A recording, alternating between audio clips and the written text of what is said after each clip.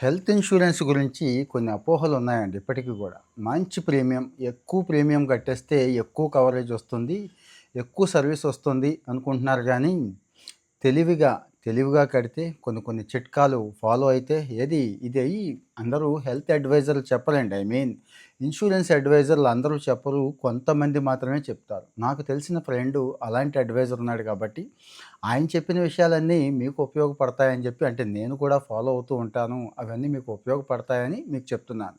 ప్రాక్టికల్‌గా నా లైఫ్‌లో నేను ఫాలో అవుతున్నవే మీకు షేర్ చేస్తూ ఉంటాను. Regular issues, life style issues అన్నీ చెప్పుకుంటున్నాం గదండీ!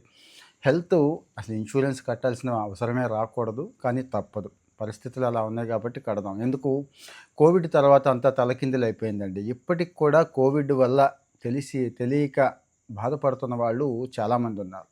మరి వయసు మీద పడే కొద్దీ చాలా రోగాలు ముసురుకుంటున్నాయి. వీళ్ళు కూడా చాలామందున్నారు. వయసుతో సంబంధం లేకుండా 30, 40లకే చాలా రోగాలు స్టార్ట్ అయిపోతున్నాయి కదండీ! మరి ఈ విషయంలో హెల్త్ ఇన్సూరెన్స్‌ని కాస్త ప్రీమియం తగ్గించుకుంటూ తెలివిగా ఎక్కువ కవరేజ్‌ని పొందే విషయంలో మా అడ్వైజర్, మా బెస్ట్ ఫ్రెండ్ ఏదైతే షేర్ చేశాడో ఆ విషయాలన్నీ మీకు అర్థమయ్యేలాగా నేను షేర్ చేస్తాను. మరి జాగ్రత్తగా వన్ బై వన్ జాగ్రత్తగా నోట్ చేసుకొని పూర్తిగా వినండి దయచేసి. హెల్త్ ఇన్సూరెన్స్ ఉంచుకోండి, తీసుకోండి.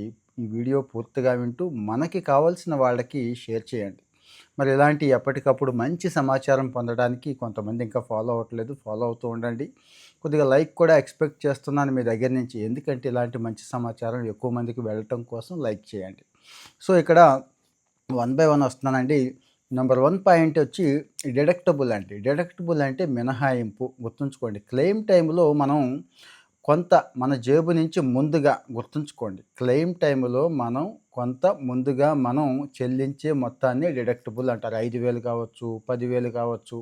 ఈ తగ్గింపుని మనం ఎప్పుడైతే సెలెక్ట్ చేసుకున్నామో మన ప్రీమియం 10-20% తగ్గుద్దండి. అంటే ఈ డిడక్టబుల్‌తో పోల్చుకుంటే ప్రీమియం ఎక్కువుంది, తగ్గే వాటా ఎక్కువుంది అనుకున్న చోట దీన్ని వాడేసుకోవటం చాలా చాలా బావుంటుంది. సో, మరి మంచి వైద్య కవరేజ్ ఇస్తుంది. అంటే మెరుగైన కవరేజ్ ఇస్తుంది.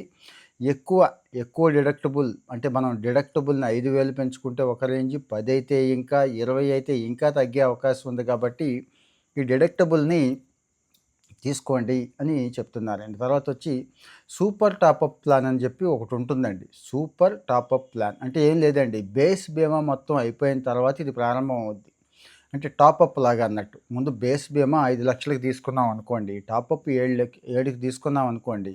ఈ 5,00,000 బేస్ పాలసీ అయిపోయిన తర్వాత ఈ టాపప్‌తో మిగిలిన క్లెయిమ్ అంతా కూడా మనం చేసుకోవచ్చు. అంటే ఈ టాపప్ వల్ల మిగిలిన ఎక్కువ పాలసీ ఒకేసారి తీసుకోవడం కంటే కూడా టాపప్ తీసుకుంటే ఎక్కువ మెరుగైన కవరేజ్ ఉంటుంది కాబట్టి ఖర్చులు పెంచకుండా అంటే బీమా ఖర్చులు, ప్రీమియం ఖర్చులు పెంచకుండా కవరేజ్ ఎక్స్‌పాన్షన్ ఎక్కువ ఉంటుంది కాబట్టి సూపర్ టాపప్పుల్ని సెలెక్ట్ చేసుకోండి అని చెప్తున్నారు తెలివిగా.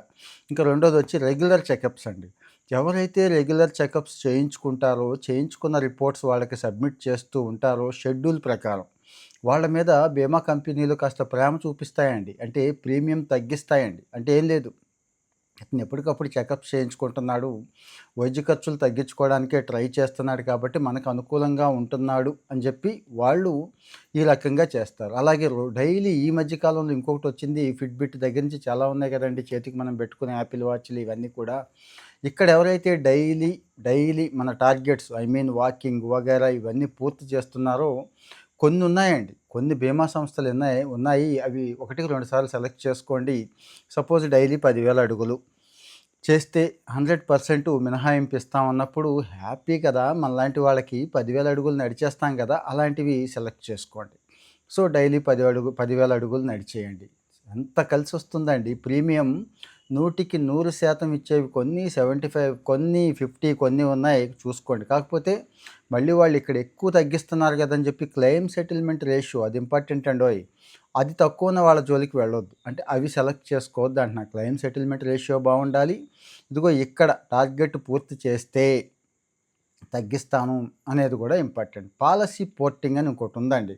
అంటే మొబైల్ నంబర్ పోర్టింగ్ పెట్టుకుంటాం కదా! సర్వీస్ బాగోకపోతే మనం ఒక మెసేజ్ పెట్టి 2, 3 రోజుల్లో జియో నుంచి ఎయిర్టెల్‌కి, ఎయిర్టెల్ నుంచి జియోకి వస్తూ ఉంటాను చూడండి. అట్లాగే బీమా కూడా పోర్టింగ్ పెట్టుకోవచ్చు. ఐఆర్‌డీఏ ఎప్పుడో పర్మిషన్ ఇచ్చేసింది.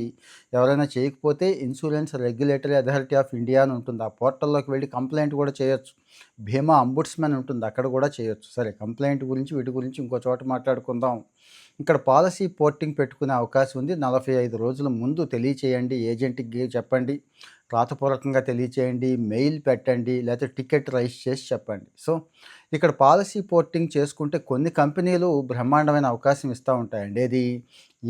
ఇవే వ్యాధులకి కవరేజ్‌ని పెంచుతూ ఇంకా పాలసీ బాగా తగ్గించే అవకాశం, టర్మ్ ఇన్సూరెన్స్‌ని బాగా తగ్గించే అవకాశం ఉంది కాబట్టి మరి మంచి కంపెనీలు నాకు తెలిసి అన్నీ కూడా మీరు చూసుంటారు. క్లెయిమ్ సెటిల్మెంట్ రేషియో 97, 98, 99 ఉన్న కంపెనీలు ఒక 8, 10 కంపెనీలు ఉన్నాయండి భారతదేశంలోనే. పేర్లెందుకు? సో, వీటి మధ్య పోర్టింగ్ పెట్టుకోవచ్చు. కాకపోతే తక్కువ పాలసీ ప్రీమియం తక్కువ ఉందా లేదా 1కి 2 సార్లు చెక్ చేసుకోండి. అలాగే యంగర్ ఏజ్ అండి. చిన్న వయసులోనే తీసుకుంటే చాలా సేవ్ చేయొచ్చు. 70, 80% సేవ్ చేయొచ్చండి. అంటే పాలసీని చిన్న వయసులోనే తీసేసుకుంటే బీమా కంపెనీకి రిస్క్ తక్కువ ఉంటుందండి. అంటే వయసు పెరిగే కొద్దీ హెల్త్ ఇష్యూస్ వస్తాయి, ఖర్చులు ఎక్కువైపోతాయి కదా! అదే వయసులో ఉన్న వాళ్ళకి పెద్దగా ఏమీ రావు కాబట్టి సో, మరి అందుకే తక్కువ రేటుకి పాలసీ ఇస్తారు. సో, మరి ఇక్కడ మనం ఈ వయసులోనే తీసేసుకుంటే వెయిటింగ్ పీరియడ్ దశ కూడా తేలిగ్గా దాటేయొచ్చు. దీనివల్ల కీలకమైన వ్యాధులు ఉంటాయి చూడండి, అక్కడ పాలసీ బ్రహ్మాండంగా పనిచేస్తూ ఉంటుంది. రేపటి రోజు పెద్ద పెద్ద జబ్బులు వచ్చినా కానీ భయపడాల్సిన పని లేదు, బ్రహ్మాండంగా ఉంటుంది. దీంతోపాటు ఫైనల్గా ఇంకోటి ఉంది, కో పేమెంట్స్ అంటామండి. లాంగ్ టర్మ్ పాలసీ కో పేమెంట్స్ చూసుకోండి. అంటే సహ చెల్లింపులు. మనం బీమా ప్రీమియం తగ్గించుకోవడానికి ఇది ఒక మంచి మార్గం అండి. ఏం లేదు, బీమా కంపెనీ కొంత చెల్లిస్తుంది, మనం కూడా కొంత చెల్లిస్తామని చెప్పి అగ్రిమెంట్కి వస్తాం. ఉంటాయండి, ఆ టర్మ్స్ అన్నీ ఉంటాయి పాలసీ తీసుకునేటప్పుడు. మరి అది క్లెయిమ్ చేసుకునేటప్పుడే మనం సిద్ధంగా కొంత పేమెంట్ చేయటానికి ఉంటే నమ్మకం అండి.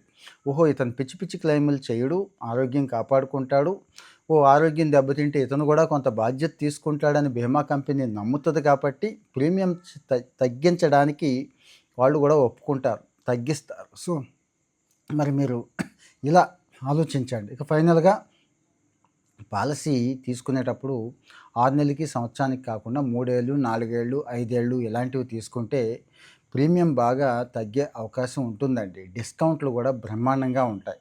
మరి ఎలాగో మనకు కావాలి కదా! ఎందుకు కకృతిపడి 1, 2 సంవత్సరాలకి ఏదో తగ్గుతుంది కదా అని చెప్పి తీసుకోవడం కంటే 5, 10 ఏళ్ళకి తీసుకుంటే చాలా ప్రీమియంలో తగ్గింపు ఉండే అవకాశం ఉంది కాబట్టి ఎక్కువ సంవత్సరాలకి లాక్ చేయటం కూడా మంచిదే. గుర్తుంచుకోండి. ఎందుకు?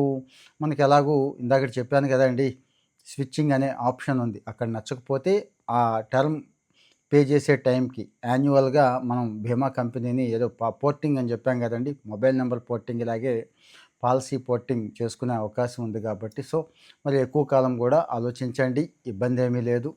5, 10 ఏళ్ళు తీసుకోవడమే బెస్ట్. కొంతమంది 20 ఏళ్ళకి కూడా తీసుకుంటా అంటారు, ఇంకా బెస్ట్. సపోజ్ 25 ఏళ్ళ కుర్రాడు ఇంకో 25 ఏళ్ళకి లేకపోతే 40 ఏళ్ళకి తీసుకోవడంలో కూడా నష్టమేమీ లేదు, ఇబ్బందులేమీ లేవు. మరి ఇక్కడ మీ ఒపీనియన్ చెప్పండి దయచేసి. ఆల్రెడీ మీరు హెల్త్ ఇన్సూరెన్స్ వాడుతున్నట్లయితే మీ అనుభవాలు కూడా చెప్పండి. ఇంకా చాలా డౌట్స్ ఉంటాయి, అవన్నీ మీరు కామెంట్ రూపంలో పెడితే నేను అన్నిటినీ కూడా చదివి ఇంకొక వీడియోలో మళ్ళీ దీని కంటిన్యూషను చేసుకోవడానికి అవకాశం ఉంటుంది. సో, మంచి విషయాలు, నాకు పనికొస్తున్న ప్రతి విషయాన్ని, ఎక్స్పర్ట్స్ చెప్తున్న ప్రతి విషయాన్ని మీతో షేర్ చేయడానికి నేను ట్రై చేస్తున్నాను కాబట్టి, షేర్ చేస్తున్నాను కాబట్టి దయచేసి కామెంట్ చేయండి. మరి బాగుంది వీడియో అంటే మన వాళ్ళకి దయచేసి షేర్ చేయండి.